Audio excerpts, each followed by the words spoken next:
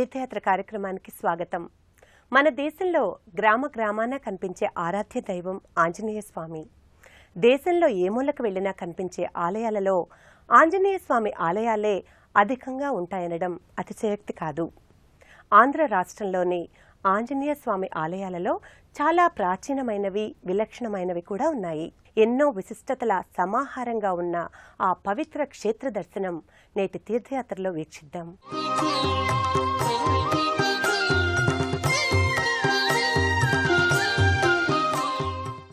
అసాధ్య సాధక స్వామి అసాధ్యంత్వం కివ ప్రభో అని హనుమంతుణ్ణి గూర్చిన స్తుతి.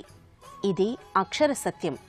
వేరెవరి వల్ల కాని కార్యాన్ని తానొక్కడే సాధించి సీతమ్మ జాడ కనుగొని అసాధ్యాన్ని సుసాధ్యం చేసి రావణ లంకను అగ్నికి ఆహుతి కావించి కపిసేనా సహితుడై ఈ రణమండలానికి తెంచి ఆలయంలో కాక ఆరుబయటే కొలువై ఖ్యాతి నొందిన ఈ రామదూత మహాప్రజ్ఞావంతుడు. భక్తుల మనోవాంఛ ఫలదాతగా వినుతికెక్కిన ఘనుడు.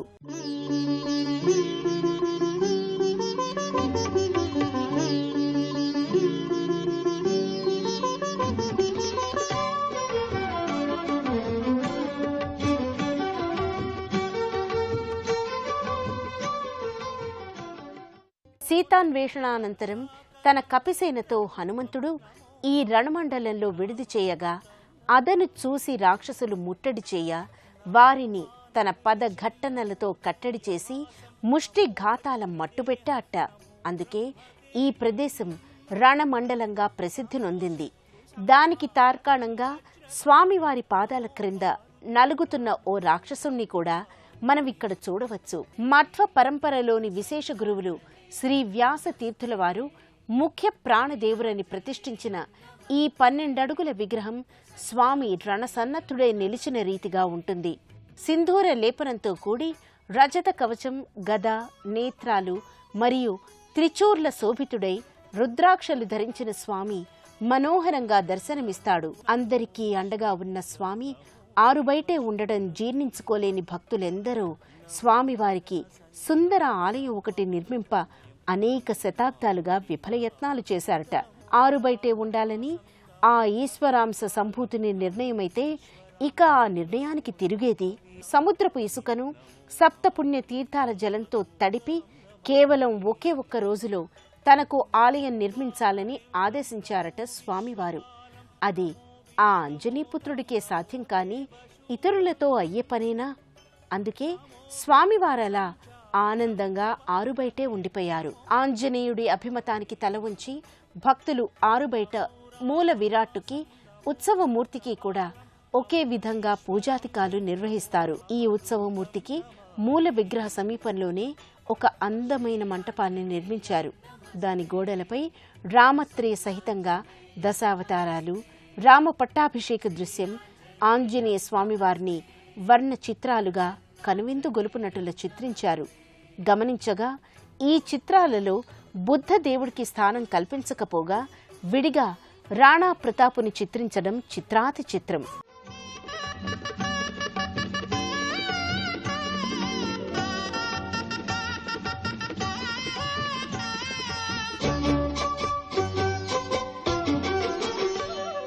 శరణు శరణు రామదూత, శరణు శరణు వాత జాత, శరణు శరణు రామదూత, శరణు శరణు వాత జాత. ఏది ఏమైనా ఈ క్షేత్రంలో స్వామివారు ఉత్సవమూర్తితో కూడి ప్రీతిగా నిత్య పూజాధికాలు, అభిషేకాలు, తమలపాకుల అష్టోత్తరాలు, సహస్రాలు జరిపించుకుంటూ ఆనందంగా భక్తులు సమర్పించే రంభా ఫలాలనందుకుంటూ దానికి ప్రతిఫలంగా వారి కోర్కెలీడేరేలా అనుగ్రహిస్తున్నారు. తన వాహనం ఉష్ట్రం కాగా 4 ఒంటెల రథాకారంలో ఊరేగుతున్నారు. మనోహర దృశ్య కావ్యమైన ఈ ఊరేగింపు మూల విగ్రహం పరిసరాల్లోనే వర్తులాకారంలో సాగుతుంది. పర్వత శ్రేణుల్లో కొలువుండే దేవతలను క్రిందనున్న గ్రామాల్లో ఊరేగించడం పరిపాటి. ఇందుకు భిన్నంగా ఈ ఊరేగింపు సాగుతుంది. మరో ఊరేగింపు గ్రామంలో కూడా నిర్వహిస్తారు. దీక్షా పరులైన భక్త జన సంద్రం నడుమ స్వామి ఊరేగడం వర్ణించలేని, వివరింప భాష చాలని ఆధ్యాత్మికానుభూతికి లోను చేస్తుంది. శ్రీ ఆంజనేయ స్వామిని దర్శించుకున్న భక్తులు అనంతరం ఇక్కడికి సమీపంలోని వినాయకుని దర్శించుకుంటారు.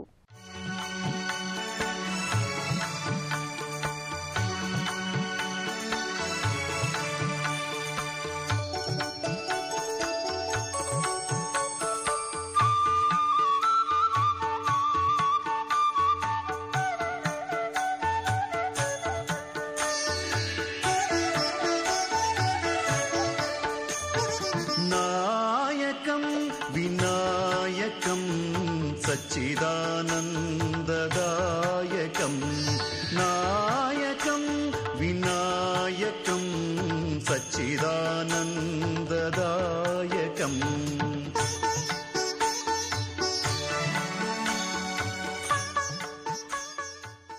అనంతరం భక్తులు ఇక్కడికి సమీపంలోని భవానీమాత మందిరంతో పాటు అక్కడ పరిసరాల్లోని ఇతర ఉపాలయాలను కూడా దర్శించుకొని తరిస్తారు. గణపతి దర్శనానంతరం భక్తులు కొండరాళ్ల మధ్య నిర్మితమైన భవానీమాత ఆలయాన్ని దర్శిస్తారు.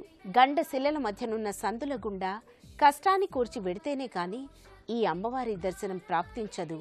ఆ అమ్మ తన కరుణారస దృష్టి మనపై సారించదు.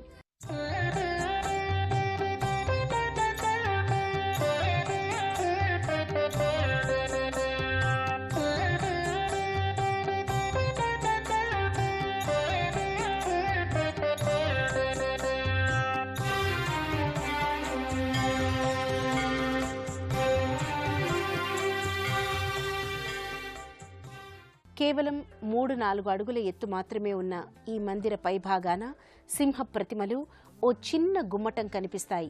ఈ కొండ గుహల్లోనే మళ్లీ వినాయకుడు, ఉగ్రమూర్తిగా ఉండే ఆంజనేయుడు దర్శనమిస్తారు.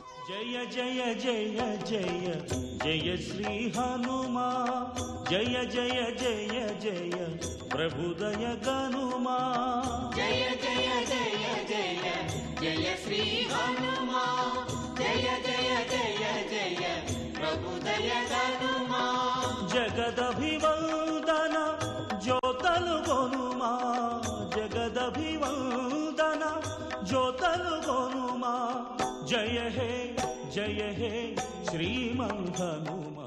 అక్కడే లోయలో ఉండే భాగంలో నాగేంద్రుని దర్శనమవుతుంది.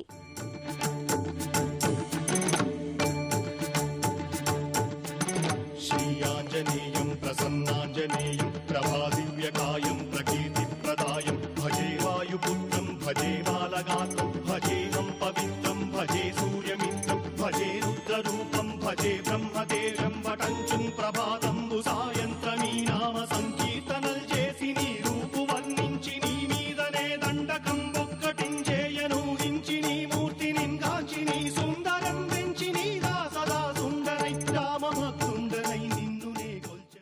రణమండలం పర్వతంపై ఉన్న చిన్న చిన్న ఆలయాలను దర్శించుకున్న భక్తులు తర్వాత ఇక్కడే ఉన్న కటారా రామలింగేశ్వర స్వామి దర్శనం చేసుకుంటారు. ఈ మందిర దర్శనం పరమ పావనమని భావిస్తారు. కటార రామలింగేశ్వర దర్శన ప్రాప్తి కూడా కలుగుతుంది. ముందుగా గోపుర దర్శన భాగ్యం పొందిన భక్తులు గోపురంపై కొలువై ఉన్న రమా సహిత విష్ణువు, ఉమా సహిత మహాదేవుడు, వాణి సమేతుడై వాచస్పతి, అప్సర సమేతులై ఉండగా కరములు జోడించి అంజలి ఘటిస్తారు. ఇంకా ఆ గోపురంపైనే అష్ట దిక్పాలురు కూడా కొలువై ఉంటారు. ఇదొక అరుదైన విశిష్టత. శివాయ నమః. ఓం భవాయ నమః.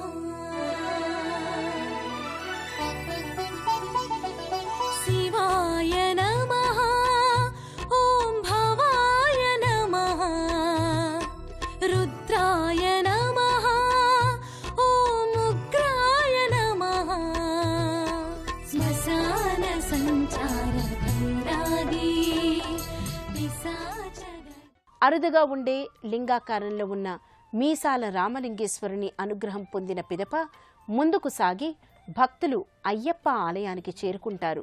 ఉన్నతమైన నల్లరాతితో చెక్కబడిన ఆ శబరి గిరీసుని రూపు స్వర్ణాభరణాలతో అలంకరింపబడి తేజోమయమై వెలుగొందుతూ ఉంటుంది. సుఖాసనంలో అయ్యప్ప స్వామి చందన లేపనం, ఊర్ధ్వ పుండ్రాలతో విశేషాలంకృతుడై కొలువుతీరాడిక్కడ. ఎంత భక్తి శ్రద్ధలతో ఆయా దేవతలను కొలుస్తారో ఆ రీతిగానే వారికి ప్రతిఫలం దక్కుతుంది.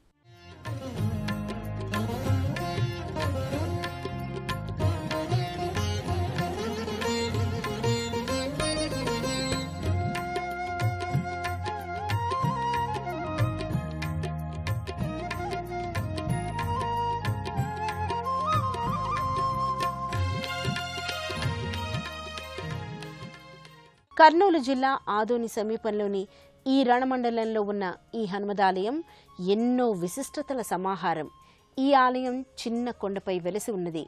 ఈ ఆలయ మార్గం సహజ ప్రకృతి సౌందర్యం మధ్యరించి సాగుతూ భక్తులకు అలౌకిక ఆనందాన్నిచ్చి పరవశులను చేస్తుంది. క్రింది నుంచి చూపు సారిస్తే ఈ ఆలయం ఒక పర్వత దుర్గంపై నిలిచినట్లుంటుంది. మార్గంలో శిథిలాలై నిలిచిన అనేక చారిత్రక కట్టడాలు చరిత్ర పుటల్లోకి భక్తులను వెళ్లేలా చేస్తాయి. అప్పుడే మనకు ఆలయ ప్రాచీనత తెలుస్తుంది. రణమండల కొండ ఆంజనేయ స్వామి ఆలయం కర్నూలు జిల్లా ఆదోని పట్టణం సమీపంలో విరాజిల్లుతోంది. ఈ ఆలయాన్ని చేరడానికి కొండపై దాకా బస్సున్నది. ఈ బస్సు ప్రయాణం తిరుపతి వంటి మహాక్షేత్రాన్ని దర్శించడానికి పర్వత మార్గం గుండా వెళుతున్న అనుభూతినిస్తుంది. ఈ బస్సు మార్గమే కాక తిరుమలలో వలె మెట్లదారి కూడా ఉన్నది. మెట్లదారి గుండా వెళ్లే భక్తులు మెట్లను తమ మ్రొక్కులను అనుసరించి పసుపు కుంకుమల పూజిస్తూ ముందుకు సాగుతారు. రణమండల క్షేత్రానికి వచ్చే భక్తులను మొదటగా శ్వేతవర్ణ స్వాగత ద్వారం ఒకటి స్వాగతిస్తుంది. ఆ ద్వారంపై రఘురాముడు, సీత, లక్ష్మణ, ఆంజనేయ సహితుడై దర్శనం ముసుగుతాడు. దాటి వెడితే మార్గ మధ్యంలో ఆంజనేయుడి పాదుకలు గోచరిస్తాయి.